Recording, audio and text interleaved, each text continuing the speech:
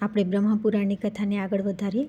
ધૂળ, અગ્નિ, ઘોડો, ગાય, છાયા, કિરણો, વાયુ, ભૂમિ, જળના છાંટા અને માખી વગેરે આ બધા અશુદ્ધ વસ્તુના સંસર્ગમાં આવવા છતાં શુદ્ધ થતા નથી. બકરા અને ઘોડાનું મુખ શુદ્ધ માનવામાં આવે છે, પરંતુ ગાયનું નહીં. વાછરડાનું મુખ તથા માતાના સ્તન પણ શુદ્ધ મનાય છે. વૃક્ષના ફળ પાડતી વખતે પક્ષીની ચાંચ પણ શુદ્ધ માનવામાં આવે છે. આસન, પાથરી, વાહન, નદીઓ, તટ અને ઘાસ આ બધા બજારમાં વેચાતી વસ્તુઓની જેમ સૂર્ય અને ચંદ્રના કિરણો તથા વાયુના સ્પર્શથી શુદ્ધ થાય છે. રસ્તાઓને ગલીમાં ફર્યા બાદ, સ્નાન કર્યા પછી, છીંક આવ્યા બાદ તથા વસ્ત્ર બદલ્યા પછી આચમન કરવું જોઈએ. પાકી ઈંટોના બનેલા ચબૂતરા વગેરેમાં જો કોઈ અસ્પૃશ્ય વસ્તુ ગલીઓનો કીચડ અને જળ વગેરે લાગી જાય તો એની શુદ્ધિ માત્ર વાયુના સ્પર્શથી થાય છે. અજાણતા જો દૂષિત ભોજન કરી લેવામાં આવે તો 3 રાત્રિ ઉપવાસ કરવાથી શુદ્ધિ થાય છે, અને જો જાણી જોઈને એવું દૂષિત અન્ન ખાઈ લીધું હોય તો તેના દોષની શાંતિને માટે પ્રાયશ્ચિત કરવાથી શુદ્ધિ થાય છે. રજસ્વલા સ્ત્રી, નવપ્રસૂતા સ્ત્રી, ચાંડાળ તથા ડાઘુ મનુષ્યનો સ્પર્શ થઈ જાય તો સ્નાન કરવાથી શુદ્ધિ થાય છે. મનુષ્યના ભીના હાડકાનો સ્પર્શ થઈ જાય તો સ્નાન કરવાથી શુદ્ધિ થાય છે, અને સૂકા હાડકાનો સ્પર્શ થાય તો માત્ર આચમન કરીને ગાયનો સ્પર્શ કરવાથી અથવા સૂર્યના દર્શન કરવાથી તે શુદ્ધ થઈ જાય છે. થૂક અને ઉપટનને ઓળંગવા નહીં. એઠવાડ, મળ, મૂત્ર અને પગ ધોયા હોય તે પાણીને બહાર ફેંકવા જોઈએ. બીજાના ખોદાવેલ તળાવ વગેરેમાં 5 લોંદા માટી કાઢ્યા વિના સ્નાન ન કરવું. દેવતાઓ સંબંધી સરોવર અને ગંગા વગેરે નદીઓમાં હંમેશા સ્નાન કરવું. કસમયે ઉદ્યાન વગેરે સ્થાનોમાં કદી રોકાવું નહીં. લોક નિંદિત પુરુષો અને વિધવા સ્ત્રી સાથે વાત ન કરવી. રજસ્વલા સ્ત્રી, પતિત, મળદુ, વિધર્મી, પ્રસૂતા સ્ત્રી, નપુંસક, વસ્ત્રહીન, ચાંડાળ, ડાઘુઓ, પરસ્ત્રીગામી પુરુષોને જોઈને વિદ્વાન પુરુષે પોતાની શુદ્ધિ માટે સૂર્યના દર્શન કરવા. અભક્ષ્ય પદાર્થ, ભિક્ષુક, પાંખડી, બિલાડી, ગધેડું, મરઘો, પતિત જાતિથી બહિષ્કૃત, ચાંડાળ, ગ્રામીણ, સુવર તથા અશૌચક દૂષિત મનુષ્યોનો સ્પર્શ થઈ જાય તો સ્નાન કરવાથી શુદ્ધિ થાય છે. જેના ઘરમાં દરરોજ નિત્ય કર્મની અવગણના થાય છે તથા જે બ્રાહ્મણોને ત્યાગ કર્યો છે તે નરાધમ પાપ ભોગી છે. નિત્યકર્મનો ત્યાગ કદી કરવો ન જોઈએ. માત્ર મૃત્યુના અને જન્મ સૂતકના જ સમયે નિત્યકર્મ ન કરવાનું વિધાન છે. સૂતકમાં બ્રાહ્મણે 10 દિવસ, ક્ષત્રિય 12 દિવસ, વૈશ્ય 15 દિવસ અને શૂદ્રે 1 મહિના સુધી પોતાના નિત્યકર્મ ન કરવા. પછી સૂતકથી નિવૃત્ત થતા બધાએ પોતાના શાસ્ત્રવિહિત કર્મ કરવા જોઈએ. મૃતકનો દાહ સંસ્કાર કર્યા પછી એના ગોત્રવાળા લોકોએ બહાર જળાશય પર જઈને પહેલા, ચોથા, 7મા અને 9મા દિવસે એ પ્રેત માટે જળાંજલિ આપવી. દાહ સંસ્કારના ચોથા દિવસે સમાન ગોત્રવાળા ભાઈબંધુઓએ પ્રેતની ચિતા પરથી અસ્થિઓ લઈ આવવા જોઈએ. અસ્થિ સંચય બાદ તેમના અંગોનો સ્પર્શ કરી શકાય છે. પછી સમાનોદક પુરુષ પોતાના બધા કર્મ કરી શકે છે. જે દિવસે મૃત્યુ થઈ હોય તે દિવસે સમાનોદક અને સપિંડ બંનેનો સ્પર્શ કરી શકાય છે. ધન માટે પ્રયત્ન કરતી વખતે કે સ્વેચ્છાથી અથવા શસ્ત્ર, દોરડું, બાંધન, અગ્નિ, વિષ તથા પર્વત પરથી પડવાથી કે ઉપવાસ વગેરે દ્વારા મૃત્યુ થઈ હોય તો તત્કાળ સૂતક નિવૃત્ત થઈ જાય છે. કેટલાકના મત પ્રમાણે 3 દિવસ સુધી સૂતક રહે છે. જો સપંડોમાંથી એકનું મૃત્યુ થાય બાદ થોડા જ દિવસોમાં બીજાનું મૃત્યુ થઈ જાય તો પહેલાના સૂતકની સાથે બીજાનું સૂતક પણ નિવૃત્ત થઈ જાય છે. તેથી પહેલાના સૂતકના જેટલા દિવસ બાકી હોય તેટલા જ દિવસની અંદર બીજાનું શ્રાદ્ધ વગેરે કરી લેવા જોઈએ. જન્મના સૂતકમાં પણ આ જ નિયમ છે. સપિંડ તથા સન્મોદક વ્યક્તિઓમાં એક પછી બીજાનો જન્મ થાય તો આ જ પ્રમાણે પહેલાની સાથે બીજાનું સૂતક પણ નિવૃત્ત થઈ જાય છે. પુત્રનો જન્મ થયો હોય તો પિતાએ વસ્ત્ર સહિત સ્નાન કરવું જોઈએ. એમાં પણ એકના જન્મ પછી બીજાનો જન્મ થઈ જાય તો પ્રથમ જન્મેલા બાળકની સાથે જ બીજાની પણ શુદ્ધિ થઈ જવાનું કહ્યું છે. સૂતક પછી ક્રમશઃ 10, 12, 15 અને 30 દિવસ પછી બ્રાહ્મણ, ક્ષત્રિય, વૈશ્ય અને શૂદ્રે પોતપોતાના શાસ્ત્રોક્ત કર્મોનું અનુષ્ઠાન કરવું. સૂતક ઉતર્યા પછી પ્રેતને માટે એકોદ્રષ્ટિ કરવું જોઈએ અને બ્રાહ્મણને દાન આપવું જોઈએ. સંસારમાં જે વસ્તુ વધારે પ્રિય હોય અને ઘરમાં પણ જે વસ્તુ વધારે પ્રિય લાગે તેવી વસ્તુને અક્ષય બનાવવાની ઈચ્છા રાખનાર પુરુષ માટે ઉચિત છે કે તે વસ્તુ એણે ગુણવાન પુરુષને દાન આપવી. સૂતકના દિવસો પૂરા થયા પછી જળ, વાહન અને આયુધનો સ્પર્શ કરી પવિત્ર થઈને બધા વર્ણના લોકો પ્રેતને માટે જળદાન, પિંડદાન વગેરે કાર્ય કરે છે. ત્યાર પછી પોતાના વર્ણ ધર્મનું પાલન કરવું. આમ કરવાથી આ લોક અને પરલોકમાં કલ્યાણ થાય છે. 3 વેદોનો દરરોજ સ્વાધ્યાય કરવો, વિદ્વાન બનવું, ધર્મની મર્યાદામાં રહીને ધનનું ઉપાર્જન કરવું અને પછી એ ધનને પ્રયત્નપૂર્વક યજ્ઞમાં વાપરવું. જે કર્મો કરતા આત્મામાં ધૃણા ન થાય અને જેમને મહાપુરુષોની સામે પ્રગટ કરવામાં સંકોચ ન થાય એવા કર્મ નિઃશંકપણે કરવા જોઈએ.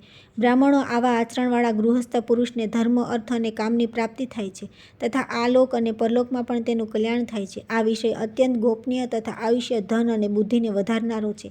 આ બધા પાપોનો નાશક, પવિત્ર તથા શ્રી પુષ્ટિ અને આરોગ્ય આપનાર છે. એટલું જ નહીં, આ કલ્યાણમય પ્રસંગ મનુષ્યને યશ અને કીર્તિ આપનારો તથા તેમના તેજ અને બળની વૃદ્ધિ કરનારો છે. મનુષ્ય સદા આનું અનુષ્ઠાન કરવું જોઈએ. આ સ્વર્ગનું સર્વોત્તમ સાધન છે. પૂર્ણ શ્રેયની ઈચ્છા રાખનાર બ્રાહ્મણ ક્ષત્રિય, વૈશ્ય અને શૂદ્રોએ યત્નપૂર્વક આ બધી વાતોનું જ્ઞાન પ્રાપ્ત કરવું જોઈએ. જે આ વિષયને સારી રીતે સમજીને નિત્ય નિરંતર તેનું અનુષ્ઠાન કરે છે તે સર્વ પાપોથી મુક્ત થઈને સ્વર્ગમાં પ્રતિષ્ઠિત થાય છે. દ્વિજવરો, આ મેં સારથી પણ અત્યંત સાર તત્વનું વર્ણન કર્યું છે. આ શ્રુતિઓ તથા સ્મૃતિઓ દ્વારા પ્રતિપાદન ધર્મ છે. પાત્રતા વિનાના લોકોને આનો ઉપદેશ આપવો નહીં. જે નાસ્તિક હોય, જેની બુદ્ધિ ખોટી હોય, જે દંભી, મૂર્ખ અને કૃતાપણું વાર્તાલાપ કરનાર હોય એવા મનુષ્યને કદાપી આનો ઉપદેશ આપવો ન જોઈએ.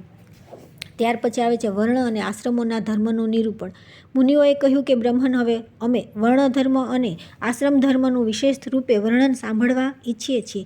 વિપ્રવર, હવે તેનું વર્ણન કરો. વ્યાસજી બોલ્યા કે દ્વિજવરો, હવે હું ક્રમશઃ બ્રાહ્મણ, ક્ષત્રિય, વૈશ્ય અને શૂદ્ર આ ચારે વર્ણોના ધર્મનું વર્ણન કરીશ. તમે સૌ એકાગ્ર ચિત્તે સાંભળો. બ્રાહ્મણે સદા દાન, દયા, તપસ્યા, દેવયજ્ઞ અને સ્વાધ્યાયમાં તત્પર રહેવું જોઈએ. તર્પણ અને અગ્નિહોત્ર એનું નિત્ય કર્મ હોવું જોઈએ. જીવન નિર્વાહ માટે એ અન્ય દ્વિજોના યજ્ઞ કરાવે તથા તેમને ભણાવે. યજ્ઞ કરવા માટે તે સમજીને પણ પતિગ્રહ લઈ શકે છે. સર્વલોકનું હિત સાધન કરવું અને કોઈનું પણ પોતાના દ્વારા અહિત ન થવા દેવું એ બ્રાહ્મણનું કર્તવ્ય છે. સમસ્ત પ્રાણીઓ પ્રત્યે મૈત્રી રાખવી એ બ્રાહ્મણ માટે સૌથી ઉત્તમ ધન છે. માત્ર ઋતુકાળમાં જ પત્ની સાથે સમાગમ કરવો બ્રાહ્મણ માટે પ્રશંસાની વાત છે. ક્ષત્રિય પણ પોતાની ઈચ્છાનુસાર બ્રાહ્મણને દાન આપે, વિવિધ પ્રકારના યજ્ઞો દ્વારા ભગવાનનું યજન કરે અને સ્વાધ્યાયમાં સંલગ્ન રહે. શસ્ત્ર ચલાવીને જીવન નિર્વાહ કરવો અને પ્રજાનું પાલન કરવું આ બે ક્ષત્રિયની મુખ્ય જીવિકાઓ છે. જે બેમાં પણ પૃથ્વીની રક્ષા કરવી એના માટે મુખ્ય આજીવિકા છે. પૃથ્વીનું પાલન કરવાથી જ રાજાઓ કૃતાર્થ થાય છે, કારણ કે તેનાથી એમના યજ્ઞ વગેરે કાર્યોની રક્ષા થાય છે. જે રાજા દુષ્ટ પુરુષોનું દમન અને સાધુ પુરુષોનું પાલન કરીને બધા વર્ણોને પોતપોતાના ધર્મોમાં સ્થાપિત કરે છે તે મનોવાંછિત લોકને પ્રાપ્ત કરે છે. લોકપિતામહ બ્રહ્માજીએ વૈશ્યને માટે પશુપાલન, વેપાર અને ખેતી આ ત્રણ આજીવિકાઓ પ્રદાન કરી છે. વેદોનું અધ્યયન, યજ્ઞ, દાન, ધર્મ તથા નિત્ય અને નૈમિતિક વગેરે કર્મોનું અનુષ્ઠાન વૈશ્યને માટે પણ ઉત્તમ છે. શૂદ્રે દ્વિજાતિઓનું સેવાનું કાર્ય કરવું અને એના દ્વારા જ અર્થોપાર્જન કરીને પોતાનો જીવન નિર્વાહ કરવો અથવા ખરીદ વેચાણ કે શિલ્પકર્મ દ્વારા ધન ઊભું કરીને જીવિકા ચલાવવી. શૂદ્રે પણ દાન આપવું અને મંત્રરહિત પાક યજ્ઞો દ્વારા યજન કરવું. એ શ્રાદ્ધ વગેરે બધા કાર્ય મંત્ર વિના કરી શકે છે. સેવકો વગેરેનું ભરણપોષણ કરવા માટે બધાના માટે સંગ્રહ જરૂરી છે. ઋતુકાળના સમયે પોતાની પત્ની પાસે જવું, પ્રાણી માત્ર પર દયાભાવ રાખો, ઠંડી, ગરમી વગેરે દ્વંદ્વોને સહન કરવા, અહંકાર ન રાખો, સત્ય બોલવું, પવિત્રતાપૂર્વક રહેવું, કોઈને કષ્ટ ન આપવું, સર્વનું મંગળ કરવું, પ્રિય વચન બોલવા, સર્વની સાથે મિત્રતા રાખવી, કોઈ વસ્તુની કામના ન કરવી, કૃપણતા ન કરવી અને કોઈના પણ દોષ ન જોવા. આ ગુણો બધા વર્ણોના માટે સામાન્ય રૂપે ઉત્તમ છે. ચારે આશ્રમોના માટે પણ આ જ ઉત્તમ ગુણો છે. બ્રાહ્મણો, હવે બ્રાહ્મણ વગેરે વર્ણોના ઉપધર્મ કહું છું. આપત્તિ કાળમાં બ્રાહ્મણને માટે ક્ષત્રિયોનું કર્મ, ક્ષત્રિયો માટે વૈશ્યનું કર્મ અને વૈશ્ય અને ક્ષત્રિય બંનેના માટે શૂદ્રનું કર્મ કર્તવ્ય હોવાનું કહ્યું છે. આપત્તિ ન હોય તો કર્મ સંકર કદાપી ન કરવું. બ્રાહ્મણો, આ પ્રમાણે મેં વર્ણધર્મ વર્ણન કર્યું છે. હવે આશ્રમ ધર્મનું વર્ણન કરું છું. સાંભળો. ઉપનયન સંસ્કાર થયા પછી બ્રહ્મચારીએ ગુરુના ઘરે રહીને વેદોનું અધ્યયન કરવું, શૌચ અને સદાચારનું પાલન કરી ગુરુની સેવા કરવી, પવિત્ર બુદ્ધિથી વ્રતનું પાલન કરતા રહીને વેદાધ્યયન કરવું, બંને સંધ્યાઓમાં એકાગ્રચિત થઈને સૂર્યોપાસન, અગ્નિહોત્ર અને ગુરુનું અભિવાદન કરવું. ગુરુદેવ ઊભા હોય તો સ્વયં પણ ઊભા રહેવું, એ જતા હોય તે પાછળ પાછળ જવું અને એ બેઠા હોય તો તેમનાથી નીચા આસન પર બેસવું. શિષ્ય ગુરુથી વિપરીત કોઈ પણ આચરણ કરવું ન જોઈએ. એમની જ આજ્ઞાથી એમની સામે બેસીને એકાગ્રતાપૂર્વક વેદોનું અધ્યયન કરવું. ગુરુનો આદેશ મળે ત્યારે ભિક્ષાનું અન્ન ગ્રહણ કરવું. જ્યારે આચાર્ય પહેલાં સ્નાન કરી લે ત્યાર પછી સ્વયં જળમાં પ્રવેશ કરીને સ્નાન કરવું. દરરોજ પ્રાતઃકાળે આચાર્યને માટે સમિધા અને જળ વગેરે લઈ આવવા. જ્યારે ગ્રહણ કરવા યોગ્ય વેદોનું પોતે પૂર્ણરૂપે અધ્યયન કરી લે ત્યારે વિદ્વાન પુરુષે ગુરુદક્ષિણા આપીને ગુરુની આજ્ઞા લઈ ગૃહસ્થાશ્રમમાં પ્રવેશ કરવો. વિધિપૂર્વક યોગ્ય સ્ત્રી સાથે લગ્ન કરીને પોતાના વર્ણ અનુસાર કર્મો દ્વારા ધનનું ઉપાર્જન કરવું અને એના દ્વારા યથાશક્તિ ગૃહસ્થનું બધું કાર્ય પૂર્ણ કરવું. શ્રાદ્ધ દ્વારા પિતરો, યજ્ઞ દ્વારા દેવતાઓ, અન્નથી અતિથિઓ, સ્વાધ્યાયથી મુનિઓ, સંતાનોપાનથી પ્રજાપતિ, બલિવેશ્વર દેવથી સૌ ભૂતો અને સત્ય વચન દ્વારા સમગ્ર જગતનું પૂજન કરવું. આ પ્રમાણે કરનાર પુરુષ પોતાના કર્મો દ્વારા ઉપાર્જિત ઉત્તમ લોકમાં જાય છે. ભિક્ષા પર નિર્વાહ કરનાર સંન્યાસીઓ અને બ્રહ્મચારીઓ પણ ગૃહસ્થના અવલંબને રહે છે. તેથી ગૃહસ્થાશ્રમ શ્રેષ્ઠ છે. જે બ્રાહ્મણો વેદાધ્યયન, તીર્થસ્થાન અને પૃથ્વીના દર્શનને માટે પૃથ્વી પર ભ્રમણ કરે છે, જેમનું કોઈ ઘર નથી, જેઓ પ્રાય નિરાહાર રહે છે તથા સંધ્યાકાળ થઈ ગયો હોય ત્યાં મુકામ કરે છે, એવા લોકોનો આશ્રય ગૃહસ્થ જ છે. પૂર્વોક્ત દ્વિજ જ્યારે ઘરે પધારે ત્યારે મીઠા શબ્દો દ્વારા તેમનું સ્વાગત કરવું જોઈએ. એમને પથારી, આસન અને ભોજન આપવું જોઈએ. જેના ઘરેથી અતિથિ નિરાશ થઈને પાછો જાય છે તે એને પાપી આપીને એનું પુણ્ય લઈ જાય છે. ગૃહસ્થ પુરુષમાં બીજા ના પ્રત્યે અવહેલના, પોતાનામાં અહંકાર, દંભ, પરનિંદા, બીજાને આઘાત પહોંચાડવાની પ્રવૃત્તિ અને કટુ વચન બોલવાનો સ્વભાવ એ સારું નથી. જે ગૃહસ્થ આ પ્રમાણે ઉત્તમ વિધિનું પાલન કરે છે એ સર્વ પ્રકારના બંધનોમાંથી મુક્ત થઈને ઉત્તમ લોકમાં જાય છે. ગૃહસ્થે વૃદ્ધાવસ્થામાં પોતાની પત્નીનો ભાર પુત્રને સોંપી દેવો અને પોતે તપસ્યા માટે વનમાં ચાલ્યા જવું અથવા પત્નીને સાથે લઈ જવી. ત્યાં કંદમૂળ, ફળ વગેરેનો આહાર કરીને ભૂમિ પર સૂઈ જવું. માથાના વાળ, દાઢી અને મૂછ કપાવવાની. એણે મૃગચર્મ, કાશ, ઘાસ અને દર્ભ વગેરેથી કોપીન અને ચાદર ધારણ કરવા તેના માટે 3 સમય સ્નાન કરવું યોગ્ય છે. દેવપૂજન, હોમ, બધા જ અતિથિઓનું પૂજન, ભિક્ષા અને પ્રાણીઓને બલિ સમર્પણ આ બધી વાતો વાનપ્રસ્થ માટે શ્રેષ્ઠ માનવામાં આવી છે. તે પોતાના શરીરમાં જંગલી ફળ વગેરેનું તેલ લગાવી શકે છે. એનું મુખ્ય કર્તવ્ય છે તપસ્યા. ઠંડી અને ગરમી વગેરે દ્વંદ્વો સહેવા. જે વાનપ્રસ્થ મુનિ નિયમપૂર્વક રહી પૂર્વોક્ત રૂપે પોતાના કર્તવ્યનું પાલન કરે છે તે અગ્નિની જેમ પોતાના બધા દોષોને ભસ્મ કરી દે છે અને સનાતન લોકોને પ્રાપ્ત થાય છે. મુનિઓ, માનીષી પુરુષો જે ભિક્ષુઓ ચોથો આશ્રમ બતાવે છે તેના સ્વરૂપનું વર્ણન સાંભળો. ભિક્ષુએ પુત્ર, સ્ત્રી, ધન પ્રત્યે સ્નેહનો ત્યાગ કરવો અને ઈર્ષારહિત થઈને ચોથા આશ્રમમાં જવું એને સંન્યાસ આશ્રમ પણ કહે છે. સંન્યાસીએ સમસ્ત તૈવિણિક કર્મોનો આરંભનો ત્યાગ કરવો જોઈએ. તેણે શત્રુ અને મિત્રમાં સંભાવ રાખવો. બધા પ્રાણીઓના મિત્ર બનીને રહેવું. જરાયુજ, અંડજ વગેરે કોઈ પણ પ્રાણીની સાથે મન, વાણી અને ક્રિયા દ્વારા કદી દ્રોહ ન કરવો. ત્યાં બધા પ્રકારની આસક્તિઓનો ત્યાગ કરવો. ગામમાં 1 રાત અને નગરમાં 5 રાતથી વધારે ન રહેવું. પશુ પક્ષી વગેરે પ્રત્યે ન તો એને રાગ હોય અને ન દ્વેષ હોય. જીવન નિર્વાહ માટે તેણે ઉચ્ચ વર્ણના મનુષ્યોના ઘરે ભિક્ષા માટે જવું. તે પણ એવા સમયમાં કે જ્યારે રસોઈનો અગ્નિ ઓલવાઈ ગયો હોય અને ઘરના બધા લોકો ખાઈ પી ચૂક્યા હોય. ભિક્ષા ન મળે તો દુઃખ અને મળી જાય તો સુખ માનવું ન માનવું. ભિક્ષા એટલી જ લેવી કે જેનાથી પ્રાણ રક્ષણ થઈ શકે. વિષયાસક્તિથી તેણે હંમેશા દૂર રહેવું. વધારે આદર સત્કારથી પ્રાપ્તિને ધૃણાની દૃષ્ટિએ જોવી. કેમ કે વધારે આદર સત્કારો મળવાથી સંન્યાસી અન્ય બંધનોથી મુક્ત થવા છતાં પણ બંધાઈ જાય છે. કામ, ક્રોધ, દર્પ, લોભ, મોહ વગેરે જેટલા દોષ છે તે બધાનો ત્યાગ કરીને સંન્યાસીએ મમતા રહિત થઈને સર્વત્ર વિચારતા રહેવું. જે પ્રાણી માત્રને અભયદાન આપીને પૃથ્વી પર વિચરતો રહે છે તે દેહાભિમાનથી મુક્ત યતિને ક્યાંય ભય હોતો નથી. જે બ્રાહ્મણ અગ્નિહોત્રને ભાવના દ્વારા શરીરમાં સ્થાપિત કરીને પોતાના મુખમાં ભિક્ષા પ્રાપ્ત અન્નરૂપી હવિષ્ય નાખીને તે શરીરમાં રહેલા અગ્નિને આહુતિ આપે છે તેવો સાધક તે સંચિત અગ્નિ દ્વારા ઉત્તમ લોકમાં જાય છે. જે દ્વિજ, પવિત્ર અને સંયત બુદ્ધિથી યુક્ત થઈને શાસ્ત્રોક્ત વિધિથી મોક્ષ આશ્રમનું પાલન કરે છે તે ઈંધણ વિનાના પ્રજ્વલિત અગ્નિ જેવા શાંત તેજોમય બ્રહ્મલોકમાં જાય છે. ત્યાર પછી આવે છે ઉચ્ચ વર્ણની અધોગતિ અને નીચ વર્ણની ઉર્ધ્વગતિનું કારણ. મુનિઓએ પૂછ્યું કે મહાભાગ, આપ સર્વજ્ઞ છો, પ્રાણી માત્રના હિતૈષી છો. મુનિ, ભૂત, ભવિષ્ય અને વર્તમાન કશું જ આપનાથી અજાણ્યું નથી. મહામતી, કયા કર્મથી ઉચ્ચ વર્ણોની નીચ ગતિ થાય છે અને કયા કર્મથી નીચ વર્ણોની ઉત્તમ ગતિ થાય છે એ અમને કહો. વ્યાસજી બોલ્યા કે મુનિવરો, જાત જાતના વૃક્ષ, લતાઓ આચ્છાદિત, અનેક પ્રકારની ધાતુઓથી વિભૂષિત તથા વિવિધ આશ્ચર્યોથી યુક્ત હિમાલયના રમણીય શિખર પર ત્રિપુરાસુરનો નાશ કરનાર ત્રિનેત્રધારી ભગવાન શંકર વિરાજમાન હતા. ત્યાં ગિરિરાજકુમારી પાર્વતી દેવીએ મહાદેવજીને પ્રણામ કરીને આ જ પ્રશ્ન પૂછ્યો. હું તે જ પ્રસંગ તમને સંભળાવી રહ્યો છું. તમે ધ્યાન આપીને સાંભળો. પાર્વતીજીએ પૂછ્યું કે ભગવાન સ્વયંભૂ ભગવાન બ્રહ્માએ પૂર્વકાળમાં 4 વર્ણોની સૃષ્ટિ કરી. તેમાંથી વૈશ્ય કયા કર્મથી શુદ્રભાવને પ્રાપ્ત થાય છે અથવા શું કરવાથી ક્ષત્રિય વૈશ્ય થઈ જાય છે અને બ્રાહ્મણ કયા કર્મના અનુષ્ઠાનથી ક્ષત્રિય થઈ જાય છે. દેવ, આ પ્રમાણે ધર્મને પ્રતિલોમ દશામાં કઈ રીતે લાવી શકાય છે. બ્રાહ્મણ અથવા ક્ષત્રિય કયા કર્મથી શુદ્ર થઈ જાય છે.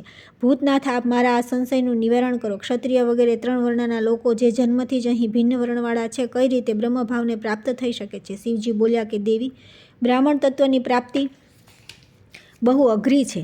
શુભા બ્રાહ્મણ સ્વભાવથી જ બ્રાહ્મણ હોય છે. એ જ પ્રમાણે ક્ષત્રિય, વૈશ્ય અને શૂદ્ર પણ સ્વભાવથી જ એવા હોય છે એવું મારું માનવું છે. બ્રાહ્મણ આ લોકમાં પાપ કર્મ કરવાથી પોતાના માર્ગથી ભ્રષ્ટ થઈ જાય છે. ઉત્તમ વર્ણમાં જન્મ લઈને પણ તેનાથી નીચે પડી જાય છે. જે બ્રાહ્મણ ધર્મનું પાલન કરતો રહીને તેનાથી જ જીવન નિર્વાહ કરે છે એ બ્રહ્મભાવને પ્રાપ્ત થાય છે. પરંતુ જે બ્રાહ્મણ તત્વનો ત્યાગ કરીને શ્રેયોચિત ધર્મનું સેવન કરે છે એ બ્રાહ્મણ તત્વથી ભ્રષ્ટ થઈ જાય છે. ક્ષત્રિયોનીમાં જન્મ લે છે. જે વિપ્ર લોભ અને મોહનો આશ્રય લઈને પોતાની મંદ બુદ્ધિના કારણે દુર્લભ બ્રાહ્મણત્વને પ્રાપ્ત કરીને પણ સદા વૈશ્ય કર્મનું અનુષ્ઠાન કરે છે તે વૈશ્ય યોનિને પ્રાપ્ત થાય છે. અથવા જો વૈશ્ય શુદ્રોચિત કર્મ કરવા લાગે તો તે શુદ્ર થઈ જાય છે. પોતાના ધર્મથી ભ્રષ્ટ થયેલો બ્રાહ્મણ શુદ્રત્વને પ્રાપ્ત થાય છે. વર્ણથી ભ્રષ્ટ અથવા બહિષ્કૃત થવાથી તેનું બ્રહ્મલોકમાંથી પતન થાય છે અને નરકમાં પડ્યા પછી શુદ્ર યોનિમાં જન્મ લે છે. મહાભાગા, ક્ષત્રિયો અને વૈશ્યો પણ જ્યારે પોતાનું કર્મ છોડીને શુદ્રોચિત કર્મ કરવા લાગે છે ત્યારે પોતાના પદથી ભ્રષ્ટ થઈને વર્ણસંકર થઈ જાય છે. આવા કર્મ ભ્રષ્ટ બ્રાહ્મણ, ક્ષત્રિય અને વૈશ્ય ત્રણેય શુદ્રભાવને પ્રાપ્ત થાય છે. જે શુદ્ર જ્ઞાન વિજ્ઞાનથી યુક્ત અને પવિત્ર થઈને પોતાના ધર્મનું પાલન કરતો રહીને જીવન નિર્વાહ કરે છે, ધર્મને જાણતો રહીને તેના પાલનમાં તત્પર રહે છે, તે ધર્મના ફળનો ભાગી થાય છે. દેવી બ્રહ્માજીએ આ એક બીજી આધ્યાત્મિક વાત કહી છે, જેના પાલનથી ધર્મકામી પુરુષોને નૈષ્ટિક સિદ્ધિ પ્રાપ્ત થાય છે. જે મનુષ્ય ક્ષત્રિય પુરુષ અને શૂદ્ર જાતિની સ્ત્રીના ગર્ભથી ઉત્પન્ન અથવા વર્ણસંકર છે, તેનું અન્ન અત્યંત નિંદિત માનવામાં આવ્યું છે. એ જ પ્રમાણે એક સમુદાયનું અન્ન, શ્રાદ્ધ અને સૂતકનું અન્ન તથા શૂદ્રનું અન્ન કદી ન ખાવું જોઈએ. દેવતા અને મહાત્મા પુરુષોએ શૂદ્રના અન્નની સદા નિંદા કરી છે.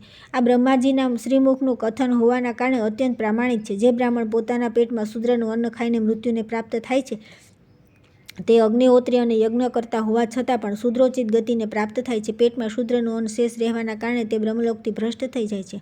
શૂદ્રનું અન્ન ખાનાર બ્રાહ્મણ શૂદ્રત્વને પ્રાપ્ત થાય છે, એમાં અન્યથા વિચારવાને માટે સ્થાન નથી. બ્રાહ્મણ પોતાના ઉદરમાં જેનું અન્ન રાખીને પ્રાણ ત્યાગ કરે છે અને જેના અન્નની જીવી નિર્વાહ કરે છે, તેની જ યોનિને પ્રાપ્ત થાય છે. જેઓ દુર્લભ એવા બ્રાહ્મણત્વને અનાયાસે જ પ્રાપ્ત કરી તેની અવહેલના કરે છે અથવા અભક્ષ્ય ભક્ષણ કરે છે, તેમનું બ્રાહ્મણત્વથી પતન થાય છે. દારૂડિયો, બ્રહ્મહત્યારો, ચોર, વ્રત ભંગ કરનાર, અપવિત્ર, સ્વાધ્યાય ન કરનાર, પાપી, લોભી, અપકારી, શઠ, વ્રતહીન, શૂદ્ર, સ્ત્રીનો પતિ, જરજનું અન્ન ખાનાર, સોમરસ વેચનાર અને નીચસેવી બ્રાહ્મણ બ્રાહ્મણત્વથી ભ્રષ્ટ થઈ જાય છે. ગુરુપત્નીગામી, ગુરુદ્વેષી, ગુરુનિંદાપરાયણ તથા બ્રહ્મદ્રોહી બ્રાહ્મણનું પણ બ્રાહ્મણ યોનિથી પતન થાય છે. જે શૂદ્ર બધા કર્મ શાસ્ત્રીય વિધિ અનુસાર ન્યાયપૂર્વક કરે છે, સૌનો અતિથિ સત્કાર કર્યા પછી શેષ અન્નનું ભોજન કરે છે, પોતાનાથી શ્રેષ્ઠ વર્ણના પુરુષની સેવા શુશ્રૂમાં યત્નપૂર્વક જોડાયેલો રહે છે, જે કદી મનમાં ખોટું લગાડતો નથી, સદા સન્માર્ગ પર સ્થિત રહે છે, દેવતા અને દ્વિજોનો સત્કાર કરે છે, સૌનું આતિથ્ય કરવા માટે દ્રઢ નિશ્ચયી રહે છે, નિયમપૂર્વક રહીને નિયમિત ભોજન કરે છે, જે કદી અભક્ષ્ય પદાર્થ ખાતો નથી, એવો શૂદ્ર વૈશ્યયોનિને પ્રાપ્ત થાય છે. જે વૈશ્ય સત્યવાદી, અહંકાર રહિત, નિર્દ્વંદ્વ, સામવેદનો જ્ઞાતા, પવિત્ર અને સ્વાધ્યાયપરાયણ થઈને દરરોજ યજ્ઞ કરે છે અને મન અને ઇન્દ્રિયોને સંયમમાં રાખે છે, બ્રાહ્મણોનો સત્કાર કરે છે, કોઈ પણ વર્ણના દોષ જોતો નથી, ગ્રહસ્થોચિત વ્રતનું પાલન કરતો રહીને માત્ર 2 સમય ભોજન કરે છે, જે આહાર પર વિજય પ્રાપ્ત કરીને નિષ્કામ અને અહંકાર શૂન્ય થઈ ગયો છે, અગ્નિહોત્રની ઉપાસના કરતો રહીને વિધિપૂર્વક હવન કરે છે અને સૌનું આતિથ્ય સત્કાર કરીને યજ્ઞશિષ્ટ અન્નનું ભોજન કરે છે, તે વૈશ્ય પવિત્ર થઈને શ્રેષ્ઠ ક્ષત્રિય કુળમાં જન્મ ગ્રહણ કરે છે. ક્ષત્રિય રૂપે ઉત્પન્ન થયા પછી એ જન્મથી ઉત્તમ સંસ્કારી હોય છે. ઉપનયન પછી બ્રહ્મચર્ય વ્રતના પાલનમાં તત્પર થઈને એ સંસ્કાર સંપન્ન દ્વિજ થાય છે. એ સમયે સમયે દાન આપે છે અને પ્રચુર દક્ષિણા આપીને વૈભવપૂર્ણ યજ્ઞ કરે છે તથા વેદોનું અધ્યયન કરીને સ્વર્ગની કામનાથી અહન્ય વગેરે 3 અગ્નિઓની સદા ઉપાસના કરે છે. રાજા હોય તો અલ્પ તો એ સંકલ્પના જળથી જ ભીના હાથો વડે દાન આપે છે અને સદા ધર્મપૂર્વક પ્રજાનું પાલન કરે છે. સ્વયં સત્યવાદી થઈને સદા સત્યનું જ અનુષ્ઠાન કરે છે, શુદ્ધિ ઉપર દ્રષ્ટિ રાખે છે અને ધર્મદંડથી જોડાઈને ધર્મ, અર્થ અને કામરૂપ ત્રિવર્ગનું સાધન કરે છે. શરીર અને ઇન્દ્રિયોને વશમાં રાખીને પ્રજા પાસેથી કરના રૂપમાં માત્ર એની આવકનો 6ઠ્ઠો ભાગ ગ્રહણ કરે છે. તત્વજ્ઞ રાજાએ સ્વેચ્છાચારી થઈને વિષય ભોગોનું સેવન ન કરવું, બલકે ધર્મમાં ચિત્ત પરોવીને નિત્ય ઉપવાસ કરવો, નિયમપરાયણ, સ્વાધ્યાયશીલ તથા પવિત્ર રહેવું, સૌનો અતિથિ સત્કાર કરવો, ધર્મ, અર્થ અને કામનું ચિંતન કરતા રહીને સદા પ્રસન્નચિત્ત રહેવું, અન્નની ઈચ્છા રાખનાર શૂદ્રોને પણ સદા જ આ ઉત્તર આપવો. ભોજન તૈયાર છે, સ્વાર્થ અથવા કામનાથી પ્રેરિત થઈને કોઈ અન્ય ભાવ વ્યક્ત ન કરવો. દેવતા, પિતર અને અતિથિઓને માટે સદા સાધન સામગ્રી ઉપસ્થિત રાખવી, પોતાના ઘરમાં ન્યાયયુક્ત વિધિથી ઉપાસના કરવી, ભિક્ષુકને ભિક્ષા આપવી, બંને સમયે વિધિપૂર્વક અગ્નિહોત્ર કરવું તથા ગાયો અને બ્રાહ્મણોનું હિત સાધવા માટે સંગ્રામમાં સામે લડીને પ્રાણ આપી દેવા, ત્રિવિધ અગ્નિઓનું સેવન તથા મંત્રોચ્ચારપૂર્વક હવન કરવાથી પવિત્ર થઈને ક્ષત્રિય પણ જન્માંતરમાં જ્ઞાન વિજ્ઞાન સંપન્ન, વેદોનો પારંગત સંસ્કારી બ્રાહ્મણ થઈ જાય છે. આ પ્રમાણે ક્રમશઃ શુભ કર્મો કરવાથી ધર્માત્મા વૈશ્ય કર્માનુસાર ક્ષત્રિય થાય છે અને નીચ કુળમાં જન્મ લઈને પણ શુદ્ર કર્મ કરવાથી સંસ્કાર સંપન્ન બ્રાહ્મણ થઈ જાય છે. દેવી જન્મથી બ્રાહ્મણ હોવા છતાં પણ જે દુરાચાર્ય અને સમસ્ત વર્ણશંકરનું ભોજન કરે છે, તે બ્રાહ્મણ તત્વથી ત્યાગીને શૂદ્ર થઈ જાય છે. એ જ પ્રમાણે શુદ્ધાત્મા અને જીતેન્દ્રિય શૂદ્ર પણ શૂદ્ર કર્મોના અનુષ્ઠાનથી બ્રાહ્મણની જેમ સેવન કરવા યોગ્ય થઈ જાય છે. આ સાક્ષાત બ્રહ્માજીનું કથન છે. જે શૂદ્ર પોતાના સ્વભાવ અને કર્મ અનુસાર જીવન જીવે છે અને દ્વિજોતમાં પણ અતિ શુદ્ધ જાણવો જોઈએ, એવો મારો વિશ્વાસ છે. જન્મ, સંસ્કાર, વેદાધ્યયન અને સંતતિ આ બધા દ્વિજત્વના કારણ નથી. દ્વિજ દ્વિજત્વનું મુખ્ય કારણ તો સદાચાર જ છે. સંસારમાં આ બધા લોકો આચરણથી જ બ્રાહ્મણ માનવામાં આવે છે. ઉત્તમ આચરણમાં સ્થિત હોવાથી શુદ્ર પણ બ્રાહ્મણ તત્વને પ્રાપ્ત થઈ શકે છે. પાર્વતી બ્રહ્મ સ્વભાવ સર્વત્ર સમ છે એવી મારી માન્યતા છે. જ્યાં નિર્ગુણ તથા નિર્મળ બ્રહ્મ સ્થિત છે ત્યાં જ દ્વિજત્વ દેવી આ જે વિમલ સ્વભાવના પુરુષો છે તેઓ બ્રહ્મના જ સ્થાન અને ભાવના દર્શન કરનારા છે. પ્રજાની સૃષ્ટિ કરી ત્યારે વરદાયક બ્રહ્માએ સ્વયં આવી વાત કરી હતી. બ્રાહ્મણ આ સંસારમાં એક મહાન ક્ષેત્ર છે જે હાથ પગથી યુક્ત થઈને સર્વત્ર વિચરે છે. એમાં જ બીજ પડે છે તે પરલોકમાં જ ફળ આપનારી ખેતી છે. બ્રાહ્મણે સદા સંતુષ્ટ અને સન્માર્ગના પથિક રહેવું જોઈએ. ઉન્નતિ ઈચ્છનારા દ્વિજે સદા બ્રહ્મમાર્ગનું અવલંબન કરીને રહેવું જોઈએ. ગૃહસ્થ બ્રાહ્મણે ઘરે રહીને દરરોજ સંહિતાના મંત્રોનું અધ્યયન અને સ્વાધ્યાય કરવું જોઈએ. તેણે અધ્યયનની વૃત્તિથી જીવન નિર્વાહ કરવો જોઈએ. જે બ્રાહ્મણ આ પ્રમાણે સદા સન્માર્ગમાં સ્થિત થઈને અગ્નિહોત્ર અને સ્વાધ્યાય કરે છે તે બ્રહ્મભાવને પ્રાપ્ત થાય છે. દેવી બ્રાહ્મણત્વને પ્રાપ્ત કરી તેની યત્નપૂર્વક રક્ષા કરવી જોઈએ. આ મેં તમને બહુ ગુપ્ત વાત કહી. શૂદ્ર ધર્માચરણથી બ્રાહ્મણ થાય છે અને બ્રાહ્મણ ધર્મભ્રષ્ટ થવાથી શૂદ્રત્વને પ્રાપ્ત થાય છે. ત્યાર પછી આવે છે સ્વર્ગ અને નરકમાં લઈ જનાર ધર્મ અધર્મનું નિરૂપણ. પાર્વતીજીએ કહ્યું કે ભગવાન સર્વભૂતેશ્વર દેવ દાનવ વંદિત વિભુ મને મનુષ્યોના ધર્મ અને અધર્મના વિષયમાં સંદેહ છે. દેવ આપ એનું સમાધાન કરો. દેહધારી જીવો સદા મન વાણી અને ક્રિયારૂપ ત્રિવિધ બંધનો દ્વારા બંધાય છે. પછી કયા સાધનથી કઈ રીતે તેમની મુક્તિ થાય છે એ જણાવો. હે દેવ, કેવા સ્વભાવથી કેવા કર્મથી કયા સદાચારો અને સદ્ગુણોથી સંસારના મનુષ્યો સ્વર્ગલોકમાં જાય છે? શિવજી બોલ્યા કે દેવી તમે ધર્મ અને અર્થના તત્વને જાણનારા અને નિરંતર ધર્મમાં તત્પર રહેનારા છો.